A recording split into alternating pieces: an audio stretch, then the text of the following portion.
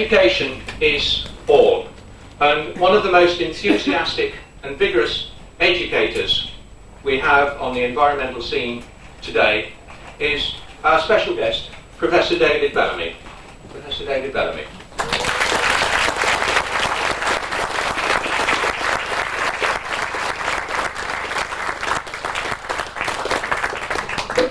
And before you start to speak, you have to wear one of those.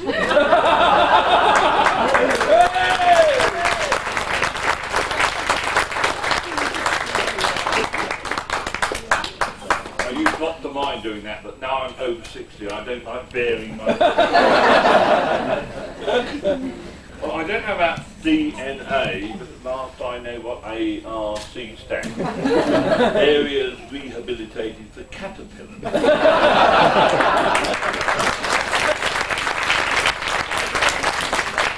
So what you moving butterfly experts often forget about very often, the wonderful pictures you have on porcelain and things, is that they do have another 2 stages in their life cycle.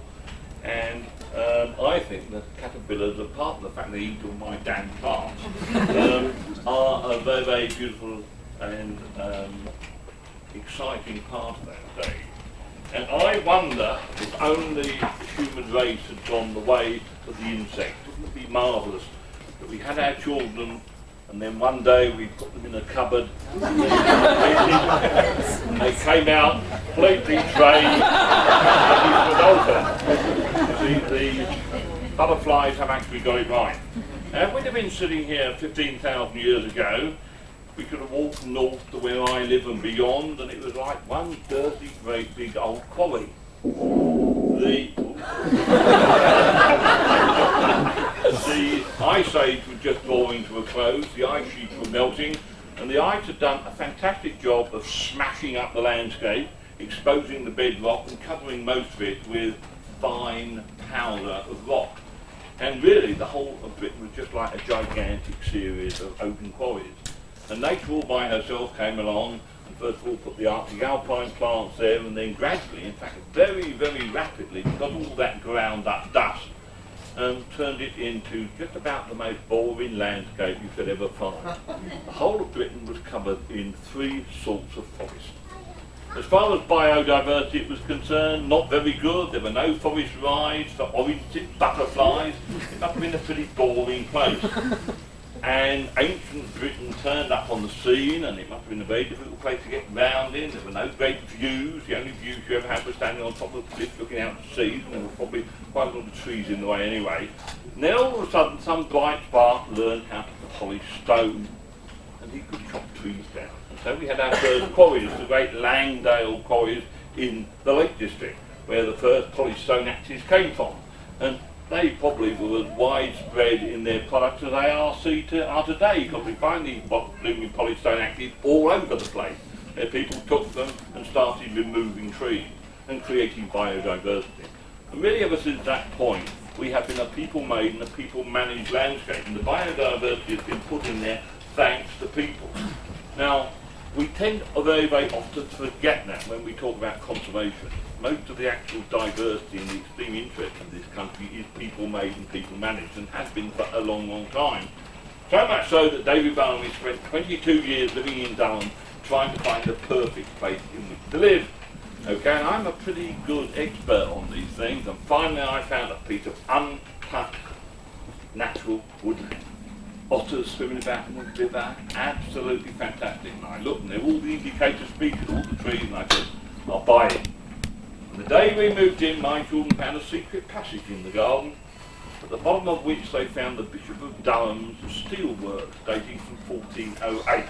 And then with a bit of research, and we've now actually excavated down to 1700 and found the footings of the giant steam engine. So 1408 to 1856, my back garden was the main place where iron was bloomed in the North East England. And yet I thought it was a totally natural bit of the yard. We've already been told, if nature can do that by herself, think what we can do with a little bit of help. The Norfolk Broads, wonderful place used to be when I was a youngster for swallowtail butterflies, not too many of them about, but we're getting them back there, were old peat diggings done by medieval peat diggers with spades and shovels. just think what ARC, the Butterfly Conservation, and David Bellamy could do with a JCB. So you see, what we've got to suddenly realise is that a hole being dug in the landscape in the right place is a hole amongst friends, and we can do anything with it we really want to. We can create things of great excitement and great beauty and great lasting beauty. And I'd always hoped that one day we'd have an overall sort of government commission, perhaps now in the whole of Europe, sort of sitting back saying, now where don't we have an exposure of green sand? And we say to ARC, come on, we need a hole there. And off they go and they dig us up a hole there and they flog the green sand for whatever you flog green sand for. And then we've got a nature reserve there at the other end. And I think there's a most amazing and immense challenge for all the conservation bodies now to get together and hold hands and really start designing what Britain is going to be like in the future. Because if we don't, we're going to see more and more and more of the attrition of habitat. Now, I've been campaigning for 37 years, and you really shouldn't give me one of your shirts. You should throw me out. Because in those 37 years, we've probably lost 90% of our flower-rich meadows. We've lost about 43% of our broadleafs and copper woodland. Not my fault, it shows my campaigning and all the rest of the campaigning we've been doing hasn't really had much effect. And now I think we move into a totally different gear of conservation. We'll go out and we'll stand on picket lines. I was standing on a very important picket line yesterday with all the government there about Stonehenge. Stonehenge is about to be desecrated by a trunk road, or is it? And I think actually we may have come to the conclusion yesterday of what could actually be done. And the Minister of Transport said, well, yes, if we come to a decision, the money will be found. Now, he well could be shuffled off his immortal coil in the next couple of 3 days' time. But he actually stood up and said it. And I think it is an amazingly important thing that we don't just stand on picket lines, stopping things many times when we've got to, but we actually stand in committee, actually starting things and making them go in the right direction. And if conservation doesn't take that challenge up now, we haven't got a ghost chance in the future, because more and more people are living imprinted, not in Portland stone, but in concrete.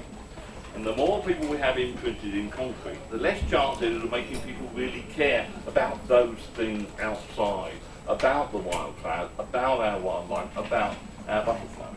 And again, this is a fantastically important meeting here today, because the butterfly conference, we're a great fight. I've eaten too many of your sandwiches at lunchtime, as you can see, are now spreading these amazing things called butterfly wings right away across this country. I opened my last reserve for them in an old station, I forget where, or on top of the Pennine. And I've never seen such a broken down old station in my life, but the butterflies actually loved it. You know, and again, here basically is the challenge before us. And what I want to see is we have a fantastic thing called the Woodland Trust. And the Woodland Trust now look after more and more. They help local people to buy their bit of woodland and then to look after it into perpetuity. Now, I would love to see a pasture trust set up in the same way, so that we help people buy a piece of land near their house, near their village. And then, it doesn't matter if it's under perennial ryegrass, you and I know that we can actually put it back under a biodiversity of wildflowers and insects. If only we care enough, and if only we do it while we still have the genetic stock there. So we're just going out to look at this amazing development here, to walk along and to think perhaps what this island could be like, you know, in another 100 years' time. I mean, how many nature reserves do you actually want? How many nature reserves could you create? What are the other uses of the quarries once worked out? We've got to find this very, very intricate balance about waste, all the waste, all the producers. Nobody else produces it, we produce it. Everything we consume and use produces waste. It must be got rid of. Now, is it going to be incinerated in the future? Are we going to have every hole in the ground filled up? What about the super quarries? Say we have 1 or 2 giant super quarries up in the Hebrides. I've been and looked at some of the sites. Very, very super idea. You simply quarry away a mountain which had already been totally grazed into the ground. There's nothing left on there. 200 yards, in it goes into a boat, and you can supply Europe with the actual rock. That closes all the other local quarries down. Where does the waste go? Where do our nature reserves come from? And also, and that is the problem, once you say yes to one super quarry, my God, we can supply the whole of Europe with all the aggregate that it needs, and we haven't got any outer Hebrides left. And I am not actually joking, because all of a sudden, after Redland making that very brave move with their quarry up on Harris, and I've been to look at the site, and everybody else thinks that there was going to be one on Loch Erriboll. I think that's been squashed now. Loch Erriboll has the best inland lake trout fishing in the whole world, and this quarry would have destroyed that. Now, I'm not a fisherman, but it wouldn't have got the fisherman. You see? So all of a sudden, we've got to join hands, and we've got to get all that expertise. I got so very, very cross with the animal rights group because I would get kicked by everybody. You're a conservationist, saying you must be a vegetarian, you must be a vegan, you must do this, that and the other. And there is a place for field sports in this country. I couldn't ever shoot anything. But I'm immensely glad some people are idiots enough to want to go and shoot red deer, because there's 250,000 too many red deer in Scotland at the moment. They are eating Scotland to pieces. Okay, now if there isn't someone who'll go and pay to kill them, then perhaps we have it like jury duty. Once or twice in your life, there's a gun, you go and shoot them. And no, these are things we've got to think about. And I think we all should think about in this country on this wonderful day, and perhaps I'm stepping outside my remit, about the mountain gorillas in Rwanda. What would happen if one of those tribal groups find that the gorillas are owned by someone else and they're making money out of it in international because they could go and kill them off? Now, there's no breeding population of mountain gorillas in any zoo in the world. There are 6,000 species of vertebrate now in danger of extinction in this world, but for their populations living in zoos. I don't like zoos, but I don't want to see a world without 6,000 species of vertebrate in. So zoos, good zoos must be good news. Good quarrying companies must be good news. Good quarries turned into butterfly reserves must be good news. So the best news I've had this week, and we haven't yet found out about Stonehenge, that will be extremely good news if they do find the answer there, is what is happening here today. I've done none of the hard work. I haven't been to the boring committee meetings simply because I have rather a loud mouth. I get invited to come and deplore your amazing work, Reserve Open. I do congratulate everyone here. There are a lot of very powerful people in this world amazingly interested in butterflies. The Sultan of Oman is one of them. And of course Oman is a very, very important area for butterflies. And you know, once we can get a few more people to actually come out and say yes, they're interested, not in doing what they used to do in the old days, you know, preserving and sticking pins through them. I remember being invited by a publican to a pub called the Ring of Bells on the outskirts of Manchester, and he said, oh, we've just taken some wallpaper down upstairs, we found another room. And in it he had found the headquarters of the Manchester Natural History Society. And the whole of the walls were covered with pictures painted in butterflies and moths. There was a big picture of Queen Victoria just about totally done in swallowtail butterflies. Which I think it must have once actually been so common around Manchester, and I'm sure they were before the Great Crozons Valley drainage scheme turned those wonderful wetlands and things into dry land. You know, and there they were. So the heritage of entomologists is very, very great. The heritage of our quarrying and mining companies is very, very great. For God's sake, let's work together and use this as a shining example, as a role model, to start putting this countryside back into working order for butterflies and also for all your grandchildren. Yeah.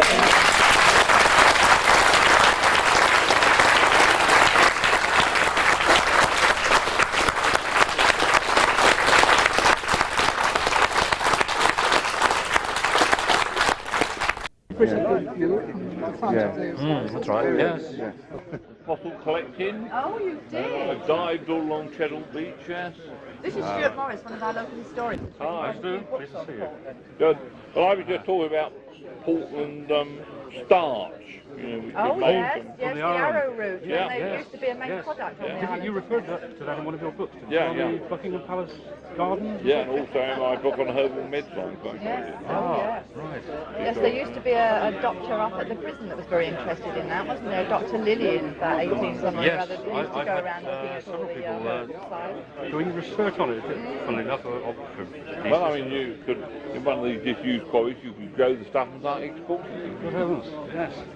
I presume there are there official records from the Elizabethan times of that? Oh yeah, yeah, absolutely. Because Queen Elizabeth I had to ban. She banned ruffs of more than a yard across.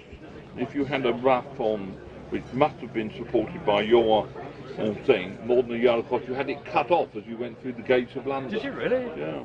And evidently it did horrendous things to wash a woman's hands Yes. because it was such a strong starch.